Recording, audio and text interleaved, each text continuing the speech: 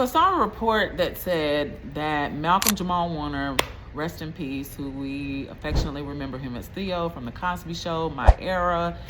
He went on to star in other movies and TV shows as well. And he tragically passed away. And so now we see that his wife has filed a lawsuit against his trust. So I did a little digging because, one of the things I hate to see after doing this, it'll be 20 years in October, families fight over money and property. And unfortunately, it happens all the time. So essentially, what the wife is saying is that she is now their daughter's sole caregiver, that when he was alive, they made an agreement that she would be a stay-at-home mom, and that there was a prenup that said that he was to maintain $1 million policy, life insurance policy, that he was to fund certain, I believe, IRAs and some other things. So what she's trying to do now is enforce the terms of their prenup against the trust. And his mother is the trustee. So seems like there's some friction and a battle, because when I read some things that they said that Malcolm Jamal Warner's mother said, is that, she's never seen people be so greedy. And I believe that was an innuendo, allegedly a dig at the widow of Malcolm Jamal Warner.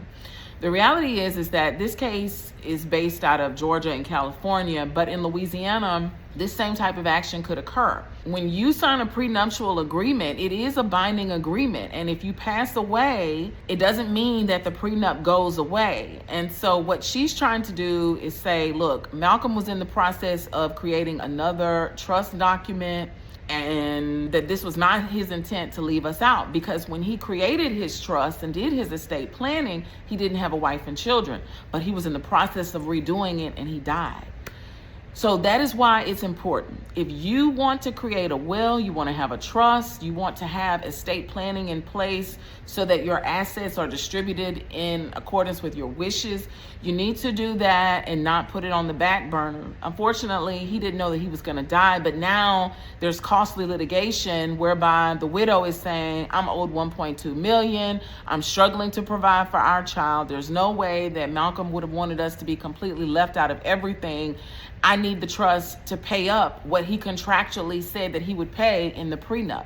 Now, I don't know if the prenup has any kind of death clause in it, but generally speaking, when you sign a contract, it is still enforceable even once you leave this earth.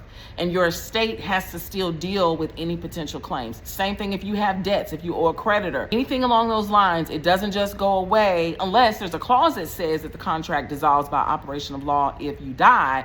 But in this type of case, I highly doubt that the prenup says that. So, we have to keep following along and seeing what's going to happen in this case.